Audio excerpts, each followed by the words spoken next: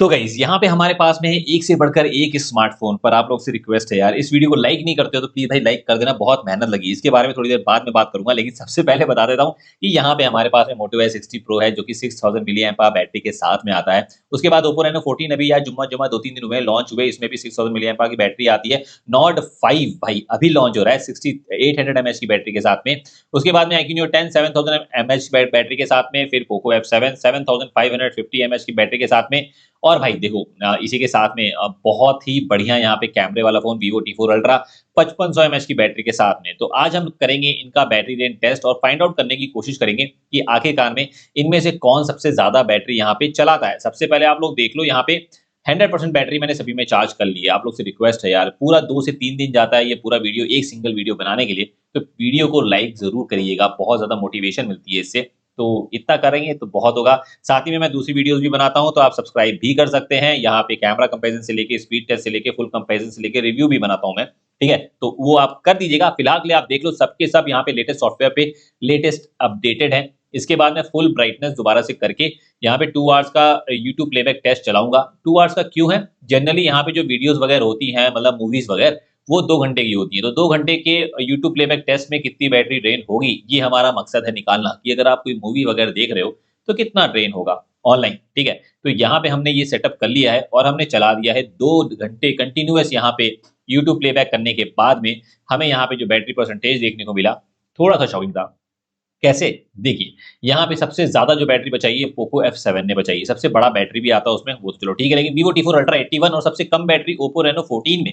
Oppo Reno 14 ने काफ़ी battery कम कर दी है, पर Iqneo 10 85% की बैटरी पे था। इसी के बाद हम लोग कैमरा टेस्ट पे आ गए। देखिए भाई, यहाँ पे मोटो के अंदर आपको 4K 30 FPS मिलता है, बाकी सारे फोन्स में 4K 60 FPS मिलता है। लेकिन हमने यहाँ पे सभी में समांतर एक मतलब लेवल बनाने के लिए बैटरी रेंज टेस्ट में हमने 4K 30 FPS में ही बैटरी रेंज ये कैमरा हमने लगाया है। तो कैमरा की रिकॉर्डिंग ऑन है। 2 घंटा लगातार करने के बाद में आप टेम्परेचर देखिए, यही मेरा मेन मोटिव था। टेम्परेचर देखिए, सबसे ज्यादा यहाँ पे टेम्परेचर देखिए, T4 Ultra 47 डिग्री था, Iqneo 10 तक तो भाई शांति है, Nord 5 भी शांत है, लेकिन Reno 14 48 डिग्री जा चुका है। और Moto Y60 Pro तो आप देख सकते हैं। तो मतलब आउटडोर की शूटिंग में ये दोनों फोन्स हैं जो सबसे ज्यादा हीट होंगे कंपैरेटिवली बाकी फोन से। तो हम थोड़ा सा परफॉर्मेंस भी आपको बताते चलते हैं।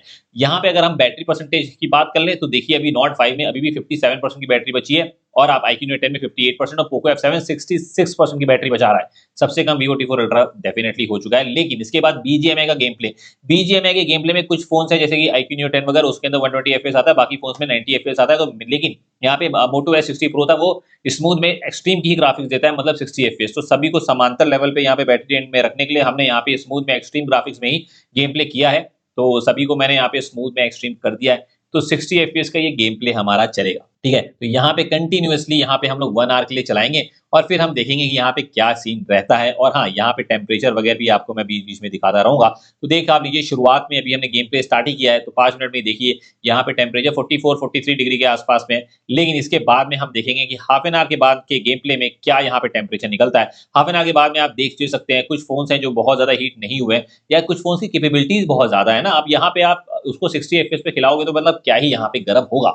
तो फिलहाल तो भाई कुछ फोन जिनमें 120 FPS आता है, उसमें 120 FPS हमें लेके जाना चाहिए था, पर भाई यहाँ पे बैटरी रेंज टेस्ट कर रहे हैं तो लेवल थोड़ा सा सोचना पड़ता है ना। तो देखिए भाई, यहाँ पे अभी भी वैसा ही है, यहाँ पे टेम्परेचर कोई बहुत ज्यादा राइज नहीं हुआ है। खैर, इसके बाद में हम लोग ना परफॉर्मेंस टेस्ट पे चलेंगे, तो उसमें भाई राइज करेंगे। तो 1 आवर कंटिन्यूअस गेमिंग करने के बाद में आपके सामने है रिजल्ट। सबसे ज्यादा बचाया है बैटरी Poco F7 ने, उसके बाद में Iqneo 10 और Nord 5 दोनों समांतर चल रहे हैं भाई। और सबसे कम बैटरी बची है Vivo T4 Ultra, और Oppo Reno 14 भी काफी कम आ चुका है। Moto Y60 Pro भाई शॉकिंगली यहाँ पे 35% की बैटरी बचा रहा है, वो अच्छा है भाई, मतलब बढ़िया है। मतलब बैटरी इतनी छोटी है फिर भी यहाँ पे कम्पीट कर रहा है, बेसिकली बेहतर ही परफॉर्म कर रहा है Oppo Reno 14 से।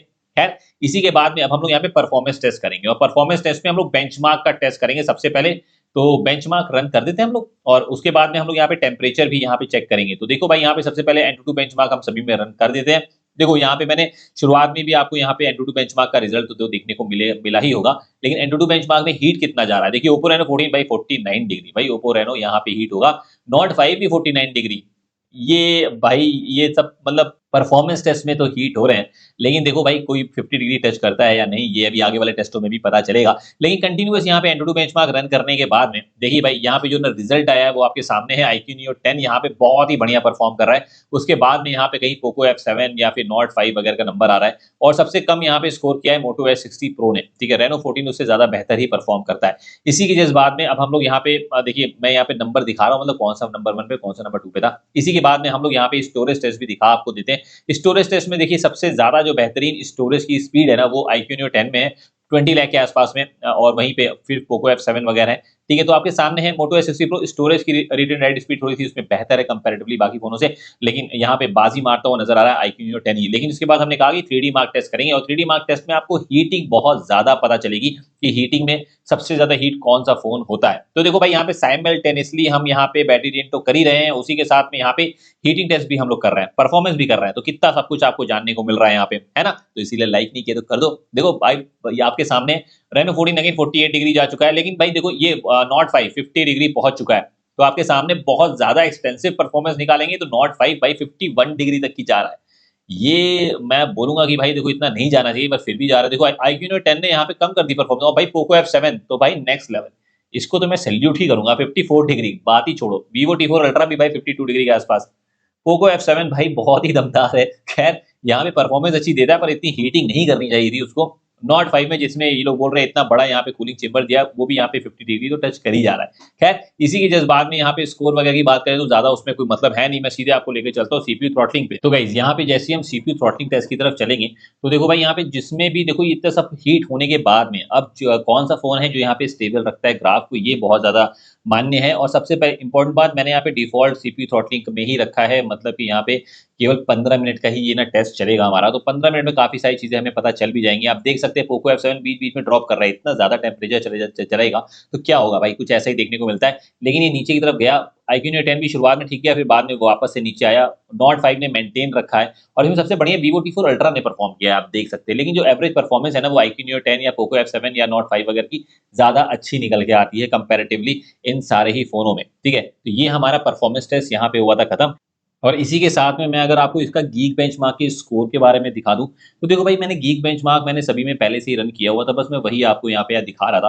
तो इसके अंदर सबसे बेहतरीन यहाँ पे Vivo T4 ultra, iQOO Neo 10, Poco F7 वगैरह करते हैं। इवन नॉट 5 भी अच्छा ही जो परफॉर्म करता है। पर यहाँ पे मोटो S60 प्रो और रेनो 14 यहाँ पे सबसे कम वाले सेगमेंट में थे। एंड इवन नॉट 5 भी मतलब बाकी तीनों फोन से थोड़ा सा कम ही था। तो यहाँ पे सबसे बेस्ट जो है iQOO Neo 10, पोको F7 और Vivo T4 अल्ट्रा ही बेहतर यहाँ पे परफॉर्म करते हुए नजर आ रहे थे इन 6 के 6 फोनों के बीच में। ठीक है, एंड पोको F7 का तो आप स्कोर देख ही आप सकते हो। खैर इसी की जस्ट बाद में अगर मैं आपको यहाँ पे बैटरी वगैरह दिखा दूं तो देखिए भाई यहाँ पे बैटरी कितनी बची है यहाँ पे पूरा 1 आवर के परफॉर्मेंस टेस्ट के बाद में। तो भाई यहाँ पे देखने को मिल रहा है कि सबसे ज्यादा जो यहाँ पे बैटरी बचाई है वो यहाँ पे एक्चुअल में पोको F7 है जो कि 33% की बैटरी बचा रहा है। सबसे कम Vivo T4 अल्ट्रा में ही बची है। उसके बाद में देखिए मोटो S60 प्रो भी ठीक ठाक है, iQOO Neo 10 तो मतलब यहाँ पे सेकंड बेस्ट है ही है। नॉट 5 भी यहाँ पे 22% की बैटरी बचा रहा है। तो मतलब आप देख सकते हैं कि पोको F7 नंबर 1 है, पोको Neo 10 2 है, नॉट 5 यहाँ पे थर्ड पे है। लेकिन देखिए भाई यहाँ पे मैंने इंस्टाग्राम यहाँ पे लगातार कंटिन्यूअसली मैंने चला के मैंने छोड़ दिया है, मतलब चला के क्या ऑटो स्क्रॉल पे लगाया था और आप देख सकते हैं 6 8 2 मिनट्स के आसपास में आया है टाइमिंग Vivo T4 अल्ट्रा का। थोड़ा सा कम ही मेरे को लग रहा है, थोड़ा सा और बैटरी देता तो ज्यादा बेटर था। और देखो भाई ये जो मेरा बैटरी टेन टेस्ट है ना, बस मुझे ये आपको यहाँ पे बताना है कि इन 6 फोनों में कौन सा फोन ज्यादा बैटरी लाइफ देता है। यहाँ पे स्क्रीन ऑन टाइम थोड़ा सा डिफरेंट आएगा बिकॉज नॉर्मल यूसेज में कुछ अलग रहता है। Oppo Reno 14 6 8 32 minutes. जी हाँ, ये मैं क्लियरली बोल रहा हूँ। जब मेरा लॉन्ग टर्म रिव्यू किसी फोन का देखेंगे ना तो मैं उसमें एक स्क्रीन ऑन टाइम के बारे में बात कर रहा हूँ कि जनरली जब आप इस्तेमाल करते हैं फोन को नॉर्मल यूसेज में तो कितना आता है। जो फोन यहाँ पे 6 घंटे दे रहे हैं ना भाई वो नॉर्मल लाइफ में आपको यहाँ पे 7 to 8 आवर्स का स्क्रीन ऑन टाइम देंगे और पूरा दिन भर आराम से बैटरी चलेगी, उनमें कोई दिक्कत नहीं है। जो फोन इससे ज्यादा दे रहे हैं वो यहाँ पे 1.5 से 2 दिन तक भी निकालेंगे। ठीक है, तो इस चीज को थोड़ा सा ध्यान में रखिएगा। कई लोग भाई सोचते हैं कि नहीं भाई इतनी बैटरी मिलेगी, ऐसा नहीं होता। मोटो S60 प्रो में आपको 7 8 2 मिनट्स के आसपास में बैटरी लाइफ देखने को मिलेगी, तो ये भी पूरा दिन भर आराम से निकाल सकता है। Vivo T4 अल्ट्रा थोड़ा सा यहाँ पे कम बैटरी दे रहा है, थोड़ा सा और ज्यादा देना चाहिए था। पर नॉट 5 देखिए 7 आवर 7 मिनट तक की चला था। मैंने कुछ नहीं किया, एंटूटू बेंचमार्क मैंने अभी फिलहाल के लिए रन मैंने कर दिया है। iQOO Neo 10 में 7 आवर 34 मिनट तक की यहाँ पे चला था। तो आप देख सकते हैं जनरली मेरा कोई और टेस्ट देखेंगे ना उसमें iQOO थोड़ा सा और बेटर परफॉर्म करता हुआ नजर आएगा। लेकिन बस मेरा सिंपल सा मोटिव ये है कि इस टेस्ट में इन 6 फोन में कौन कितना नंबर पे आता है। पोको F7 7 आवर 36 मिनट, तो आपको समझ में आ गया। Poco F7 number 1, iQOO Neo 10 number 2 और तीसरे पे नॉट 5। Neo 10 और Poco F7 में बहुत ज़्यादा का डिफरेंस नहीं हो, 550 एमएच का बैटरी का एमएच का डिफरेंस देखने को मिलता है, पर रियल लाइफ में उतना कुछ समझ में नहीं आता है। खैर, इसी की जस्ट बाद में मैं अब आपको चार्जिंग टेस्ट भी दिखाऊँगा और उससे पहले अगेन रिक्वेस्ट कर रहा हूँ भाई, सब्सक्राइब नहीं किया तो प्लीज़ सब्सक्राइब कर लो। देखो मैंने जो फ़ोन में यहाँ पे हटा रहा हूँ ना, उन फ़ोन का मैंने ऑलरेडी बैटरी चार्जिंग टेस्ट मैंने करके रखा है, ठीक है? तो वो वाले के लिए मैं वीडियोज़ वगैरह दे दूँगा, लिंक मैं डिस्क्रिप्शन बॉक्स में दे दूँगा, वहाँ से जाके आप चेकआउट करिएगा, आपको उनके चार्जिंग टेस्ट भी देखने को मिल जाएँगे। फिलहाल के लिए अभी मैं इन दोनों फ़ोन का मैंने अभी तक की किसी भी वीडियो में चार्जिंग टेस्ट नहीं किया था, तो यहाँ पे मैं रख रहा हूँ Oppo Reno 14 और OnePlus Nord 5, ठीक है? और दोनों में आपको 80 वॉट का चार्जर ही देखने को मिलता है इन द बॉक्स। और तो देखिए भाई यहाँ पे मैंने लगाया है। सबसे पहले हम लोग देखेंगे कि 10 मिनट में यहाँ पे कौन-सा फ़ोन कितना चार्ज होता है। तो भाई यहाँ पे जैसे ही 10 मिनट हुए, तो यहाँ पे आप देख सकते हैं 23%, 24%, बहुत ज़्यादा डिफरेंस नहीं है। लेकिन देखिए भाई फिर भी अगर आप देखेंगे तो हाफ एन आवर के बाद में अगर दिखाऊँ तो 60-69% अभी भी यहाँ पे बहुत ज़्यादा डिफरेंस नहीं है। लेकिन इसके बाद में Oppo Reno 14 यहाँ पे 48 मिनट में फुल चार्ज हो चुका था। जी हाँ, 48 मिनट में। लेकिन वहीं पे OnePlus Nord 5 देखिए अभी भी यहाँ पे केवल और केवल 89% पे था। और अभी मैं बताऊँ तो इसके बाद में तो इसकी चार्जिंग स्पीड और स्लो हो गई थी। शायद से लॉन्गर पीरियड ऑफ टाइम के लिए आपकी बैटरी चले, इसलिए OnePlus 90% के बाद में और स्लो हो जाता है, जिसकी वजह से बहुत ज़्यादा टाइम ले लिया यार। देखिए केवल एक जो मिनट है ना, केवल 1% की बैटरी 4-5 मिनट लगाए इसने। 1 आवर 20 मिनट्स में 99% था। उसके बाद 1% की बैटरी चार्ज होने में 1 आवर 24 मिनट लगाए। तो देख आप सकते हैं काफ़ी ज़्यादा लेट में चार्ज होता है, लास्ट का 10%, बट दिस वाज़ इट। आप लोग बताइए कि ये वीडियो कैसी लगी? अगर वीडियो पसंद आई तो प्लीज़ भाई वीडियो को करिएगा लाइक, चैनल को करिएगा सब्सक्राइब, बेल आइकन को हिट करना भूलना नहीं। और भी वीडियोज़ आती है हमारी, इसीलिए सब्सक्राइब ज़रूर कर लेना। चलो thank you, bye bye, take care, मिलते हैं नेक्स्ट वीडियो में।